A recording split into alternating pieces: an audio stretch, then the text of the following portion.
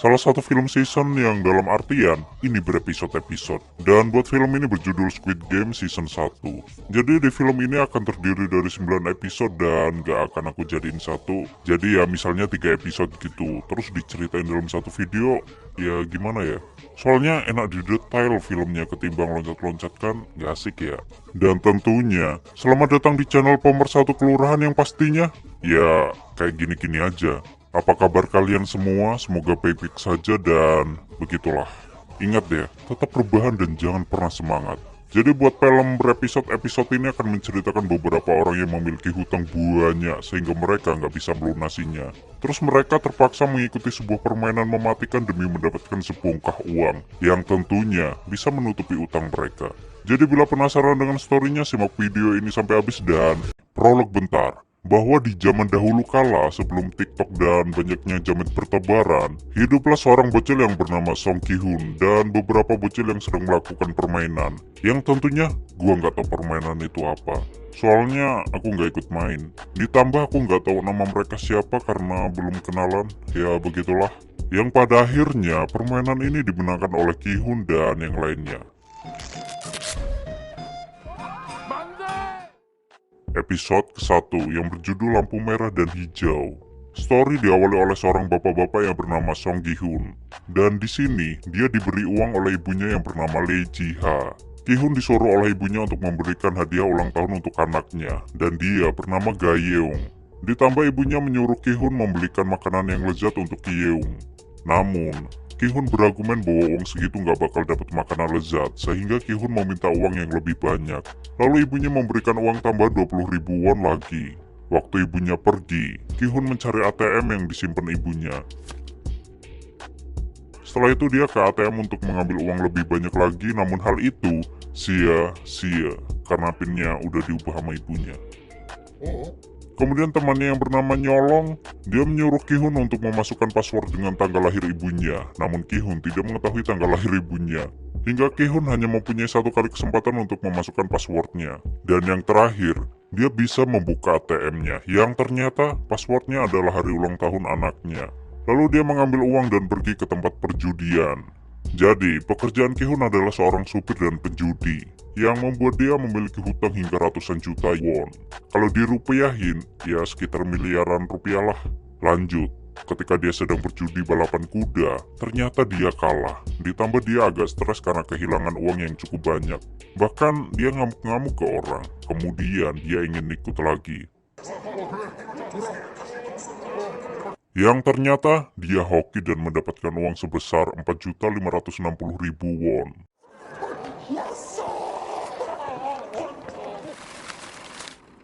Karena menang dan bahagia, dia memberikan tip ke kasir sebesar 10.000 won untuk membeli kopi. Waktu di depan kantor penjualan, Ki-hun sedang menelpon anaknya dan menjanjikan mainan yang banyak dan makanan yang enak. Dan tiba-tiba, dia melihat beberapa rentenir yang mencarinya. Melihat mereka, Ki-hun langsung melarikan diri menuju ke dalam kantor lagi. Waktu berlari, tanpa sengaja Ki-hun menabrak seorang perempuan yang bernama Sai Byuk. Ini yang komplain penyebutan nama-nama dengan bahasa Korea. Taulah gua nggak tahu cara pembacaan bahasa Korea, jadi aku baca Indo aja. Lanjut. Setelah itu Ki-hun tertangkap dan dibawa ke toilet. Di sini, Ki-hun dihajar habis-habisan bahkan mau dibunuh. Karena Ki-hun mempunyai utang yang cukup besar kepada orang ini. Awalnya Ki-hun ingin membayar utangnya dengan uang 4 juta won tadi yang dia menangkan. Namun, ternyata saku di jasnya telah dirobek seseorang dan Ki-hun teringat langsung oleh anak tadi. Di sini Ki-hun berjanji akan mengembalikan uang yang dia pinjam sebelumnya. Kemudian, bos rentenir ini memberikan kesepakatan dalam 1 bulan. Bila Ki-hun tidak bisa mengembalikannya, mata dan ginjal Ki-hun akan diambil. Dan hal itu ditulis dalam sebuah surat penyerahan organ dan ditandatangani oleh darah Ki-hun. Dan kocaknya, di sini Ki-hun malah minta pinjaman 10.000 won lagi, kan goblok ya. Lalu, Ki-hun datang ke tempat kasir dan meminta uang 10.000 wonnya lagi. Setelah itu Ki-hun datang ke tempat capit hadiah untuk memenangkan songgok boneka.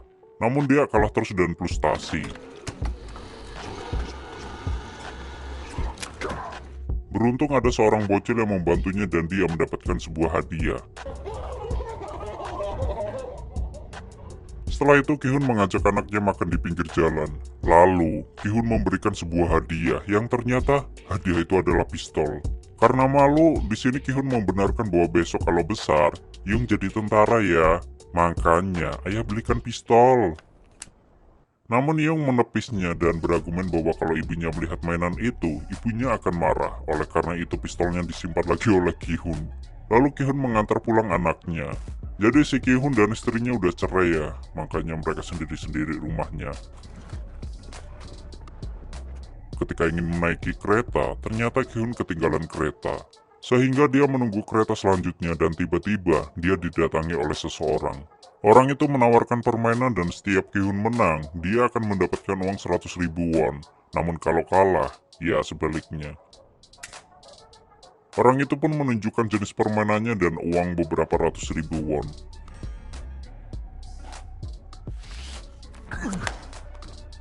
Waktu main, ternyata Ki-hun kalah dan orang itu meminta uang kemenangannya. Mengetahui Ki-hun tidak mempunyai uang, orang itu meminta ganti anggota tubuh Ki-hun yaitu sebuah gamparan. Di sini Ki-hun terus kalah dan digampari habis-habisan, yang pada akhirnya Ki-hun dapat memenangkan permainan itu dan mendapatkan seluruh uangnya. Namun orang itu menawarkan permainan baru dan Ki-hun dapat mendapatkan uang yang sangat banyak, bahkan ratusan ribu hingga miliaran won. Namun di sini Ki-hun tidak mempercayainya, lalu orang itu menjelaskan bahwa Seong Ki-hun hari ini dia telah menandatangani surat penyerahan organ. Ki-hun mantan karyawan di Dragon Motor dan menjadi tim perakitan 1, lalu Ki-hun berhenti 10 tahun yang lalu. Kemudian Ki-hun membuka restoran ayam goreng dan cemilan, namun keduanya bangkrut dan sekarang bekerja menjadi sopir dan penjudi. Lalu Ki-hun mempunyai anak perempuan yang berusia 10 tahun dan seorang mantan istri yang sudah cerai selama 3 tahun. Kemudian Ki-hun mempunyai utang ke rentenir sebesar 160 juta won atau kalau dirupiahin 1.930 jutaan. Dan ditambah utang bank sebesar 255 juta won yang dirupiahin 2.715 juta. Jadi total utang Ki-hun 4.645 juta dan hal itu masih berjalan hingga sampai hari ini. Mendengar hal itu Ki-hun pun langsung marah dan bertanya-tanya, siapa Anda ini? Kemudian orang ini memberikan sebuah slot kartu yang tertulis nomor HP tentunya, yang pada akhirnya dia pergi begitu saja.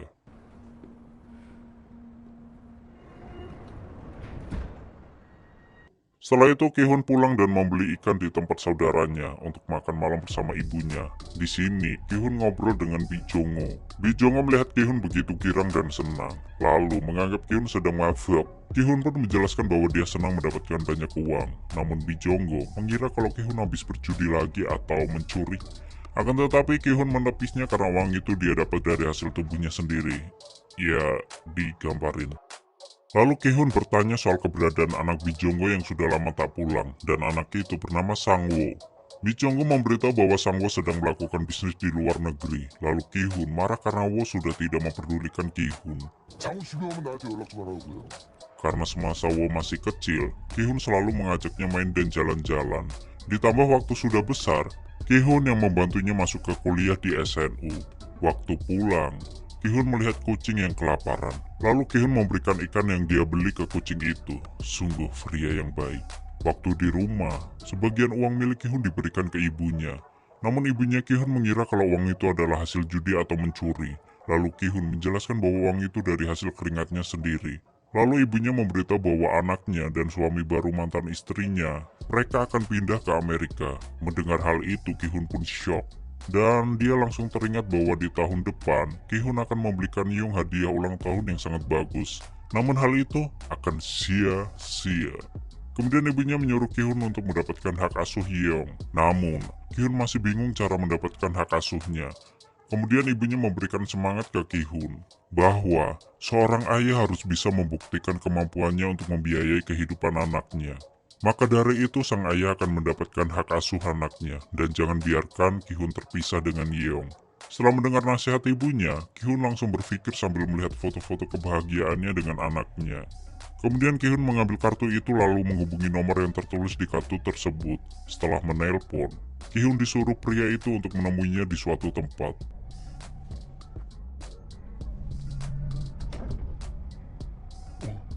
Waktu di dalam mobil, Ki-hun dibius dengan asap. Dan ketika terbangun, Ki-hun berada di suatu tempat yang begitu banyak peserta dengan nomor masing-masing.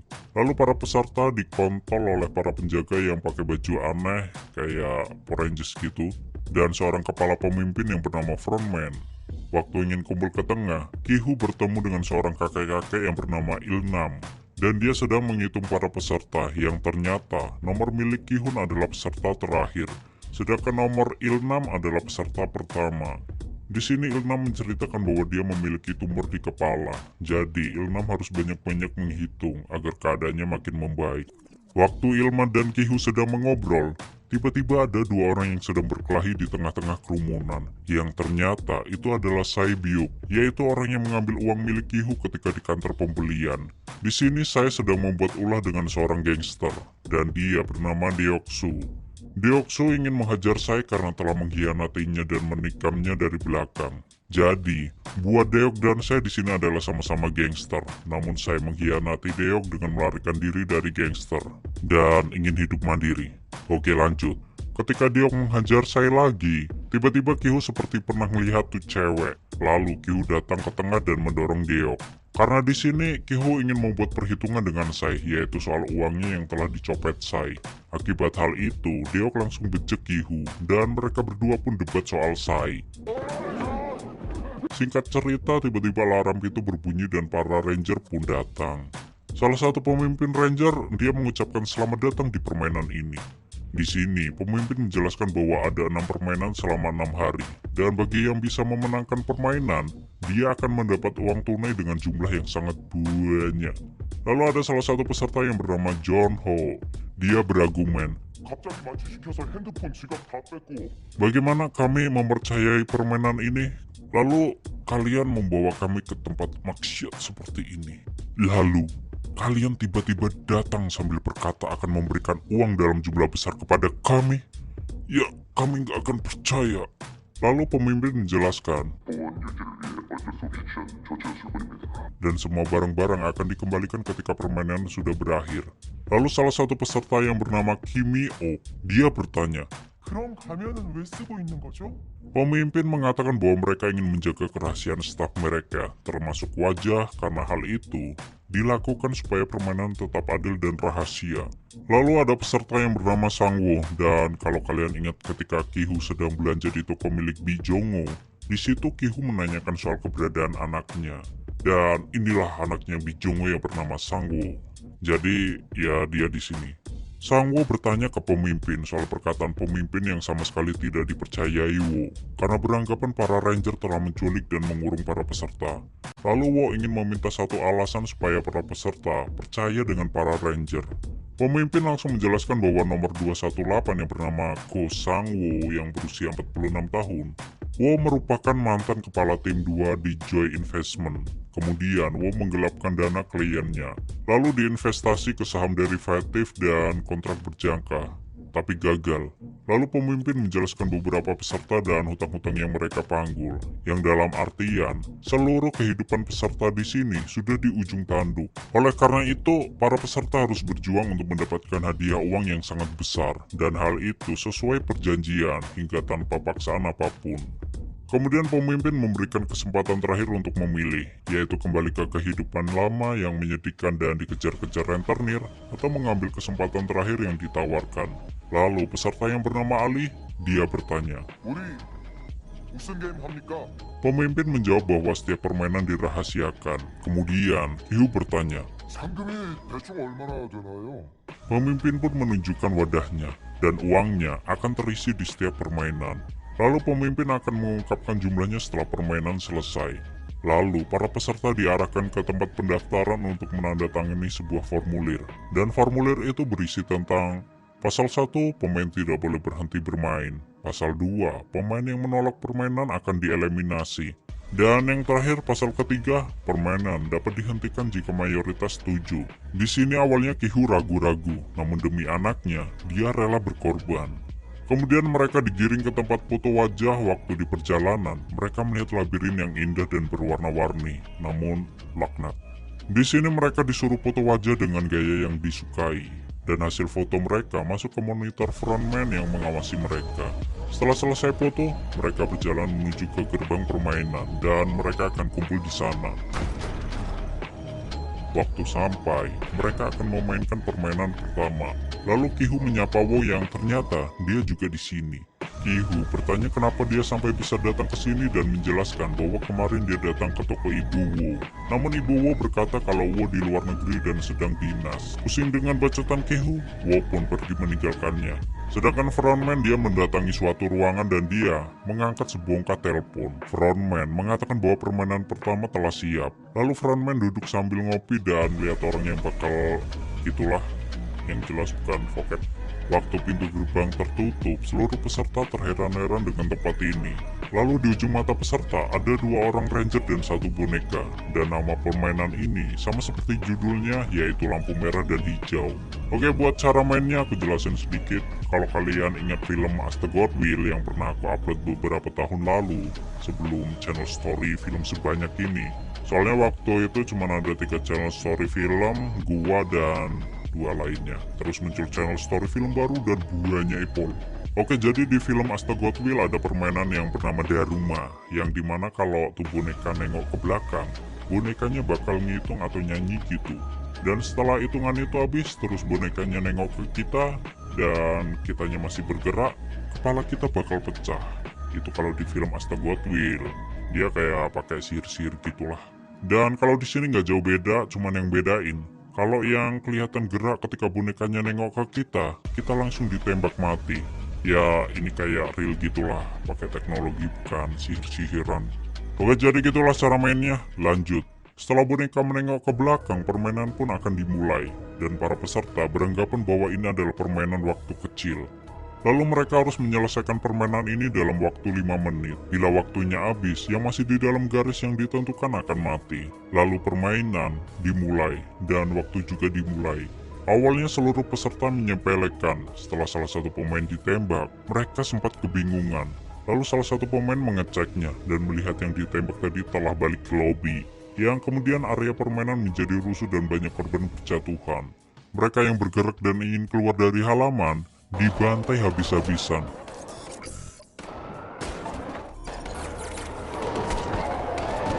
Sedangkan frontman, dia santuy minum teh sambil liatin orang dibinasakan. Sungguh keji sekali, tapi nggak apa-apa daripada ngurusin banyak utang.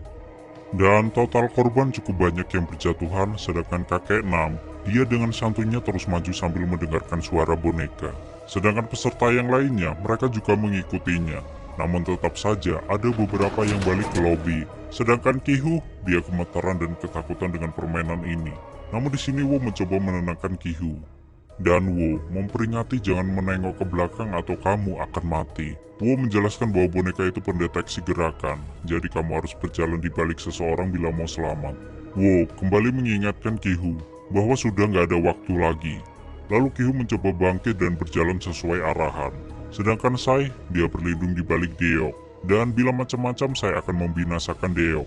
Sedangkan frontman dia tetap santuy sambil mendengarkan musik jazz. Singkatnya, ketika waktu kurang 1 menit, banyak peserta yang balik ke lobi, sedangkan yang lainnya berhasil menyelesaikan permainan.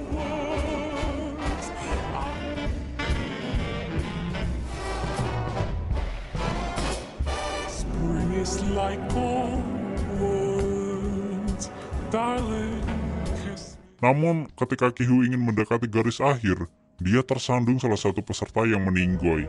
Beruntungnya, dia dibantu oleh Ali. Yang pada akhirnya Ali dan Ki-Hu berhasil loncat ke garis akhir permainan, lalu waktu pun habis. Sedangkan para pemain yang masih di halaman, mereka dibalikan ke lobi semua. Tak berselang lama, atap lokasi permainan tiba-tiba tertutup, dan permainan ini berlokasi di sebuah pulau terpencil dan bersambung.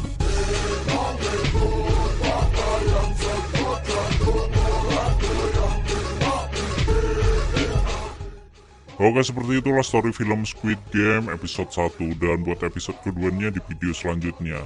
Jadi terima kasih udah nyimak video ini sampai habis. Terus support channel ini dengan menekan like, subscribe, dan share kemanapun yang kalian bisa. And stay on to my channel, jangan kemana-mana, sampai ketemu lagi di video selanjutnya. Bye bye.